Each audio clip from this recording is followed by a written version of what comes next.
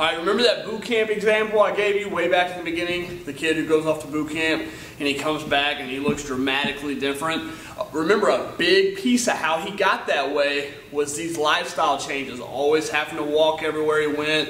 All these extra calories he was burning throughout the day. It's not just the exercise and the nutrition pieces. Those are huge factors, don't get me wrong. But if you want those jaw-dropping results that I know most of us want, you got to throw in all three pieces of the fitness pillar. Okay, so here's our little fitness pillar. We know that, right? 3 pillars of fitness. Lifestyle is what we're going over today. Today we're going to give you a class on healthy hobbies and simple steps. We're taking it from that abstract idea of, oh yeah, you can burn a lot more calories doing things throughout the day, to this is exactly how many calories you can do. We're going to give you a downloadable PDF file at the bottom of this blog. You need to download that, kind of go through that little exercise and start brainstorming some ways, whatever fits and makes sense for you in your life. You need to write those down in the exercise.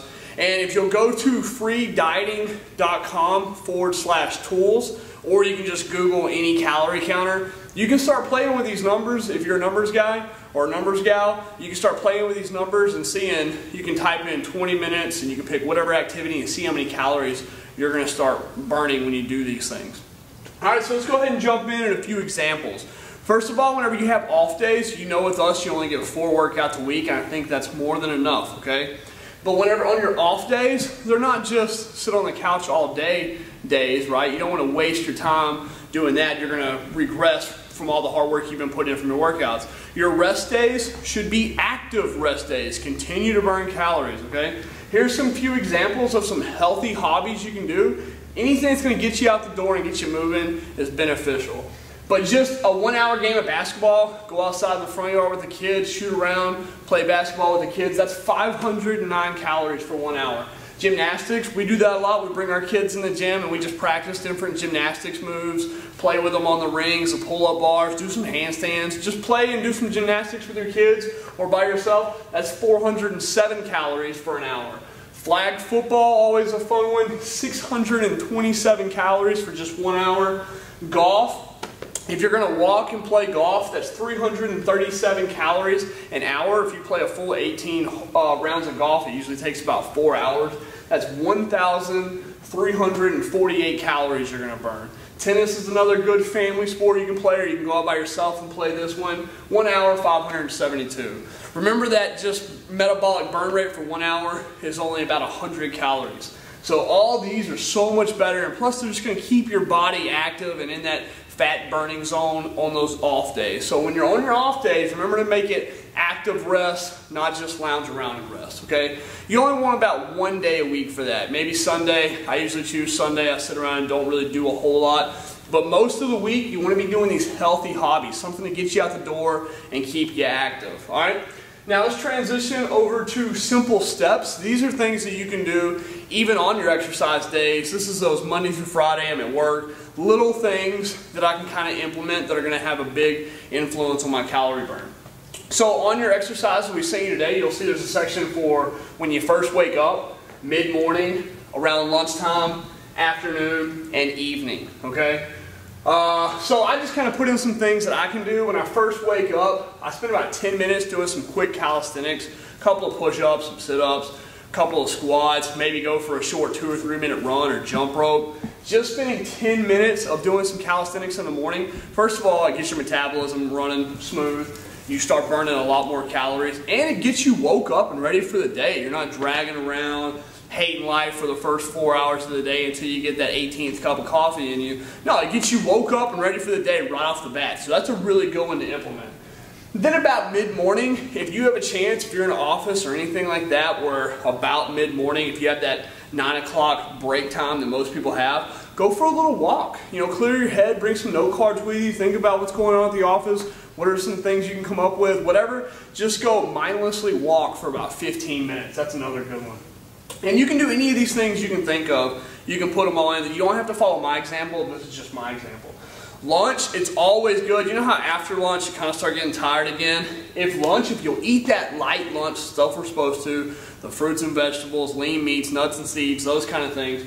If you eat that light lunch and then go for a quick 10-minute walk and then get back in the office, you'll be amazed at how the second half of your day is going to start to feel compared to when you ate those high glycemic index carbohydrates, that greasy hamburger and all that greasy french fries and a soda, and then just went and sat back at your desk. You know how you feel like you would give anything to take a nap about 2 or 3 o'clock? You implement this right here, that light lunch and then a quick 10-minute walk, you're going to completely see a lot of results. Your results are going to be a lot higher in the office. You're going to feel completely different for the rest of the day. All right, that afternoon, if you can do 5 minutes of jump rope, that's a go-in. That's easy. It's 5 minutes. I have a jump rope I carry around in my truck with me all the time. If I'm waiting on somebody or whatever, I'll knock out a couple of jump ropes. And then in the evening, another go-in. You always want to do something after you eat just to kickstart that metabolism back up, right? So in the evening, if you can start eating a little earlier, what you don't want to do is eat right before you go to bed. Start eating a little earlier in the evening. We like to eat around 6. We eat our dinner, and then we go for a family walk. We hook the dog up on the leash, and me and Kristen, the 3 kids and the dog, we all go for about a 20-minute walk. Another awesome way to burn a lot of calories. So just by implementing these little things that really didn't take any other time away, what was I going to do? Sit at the computer and check my Facebook or check an email? Instead, I went out and did these things, and I burned an extra 503 calories. Okay, if you're eating the right way, that's a whole meal right there you just gained by implementing some simple steps. Okay, so take it away from that abstract, yeah, it'd be great if I could move a little more and get those jaw-dropping results, to no, I'm going to download this exercise, I'm going to brainstorm, and I'm going to start doing these exact things every day to increase my calorie burn. And in my off day, I'm going to make it active rest. I'm going to start implementing some of these healthy hobbies to really boost up my calorie burn on my off days. I'm staying active, that active rest, okay? Some tips, tricks, and tactics real quick. These are easy ones. When you go to the grocery store, or when you go to the store in general, don't drive around for 20 or 30 minutes. There's studies that show cars will circle the parking lot for a ridiculous amount of time trying to get that front row parking. This is a free workout right there. This is a free calorie burn. When you go to the grocery store, any store, park in the very back. That extra distance you've got to cover to get to the front door, that's just extra fat that's coming off you. Okay, that's sliding to the right a little further that day. So don't stop wasting time trying to get that close parking spot. Park in the back on purpose. Okay, be that person. Some other tips, tricks, and tactics. You want to get plenty of sleep every night. Okay, at least 7 hours. I know it's hard in our day and age. Everything's busy, fast-paced. Try to get at least 7 hours of sleep. Your body needs that time to properly recover. Plus, it's going to re-energize you and give you plenty of energy to make sure you're hitting those workouts and having energy to do all these other things the next day, okay? So try to get at least 7 hours of sleep every night, all right? Stairs. Stairs is another awesome free workout. Why would you take an elevator unless you're just really crunched for time and you got to go 28 floors? I get that. But if you're just in the library studying or at work, you've got stairs that go up 2 or 3 floors, take the stairs every time. That's an awesome free workout that's there for you every day. And you think running up the stairs one time doesn't add up, but you start implementing all these things, parking in the very back of the grocery store, taking the stairs every time I can, not driving my car to the mailbox, walking to it, taking a walk with my family after my meal every day. These things really start to add up and you start seeing results way faster than if you don't implement these tips, tricks, and tactics, these simple steps, and these healthy hobbies. And I'm going to leave you with one last thing. You'll remember our little car here from week 2 when we were talking about exercise. Remember how I said if you drive 100 miles and then the guy who leaves his engine running is going to burn a lot more calories? Okay, and that's true. We want that afterburn effect from our exercise. But now think about you're leaving it idling for 24 hours. Okay, so you're leaving it idling for 24 hours with that afterburn effect we talked about previously. But now think about every 20 to 30 minutes you run out there, you hop in the car, and you're hitting the gas pedal, just revving it up. Boom, boom. All right? So now not only is it idling, but every now and then we're going out there and we're doing things to speed it up. Think about how much more fuel you're going to burn when you do it this way. Okay? If you have any questions about this, like always, let us know. Send us an email, hit us up on Facebook, and we'll get back to you.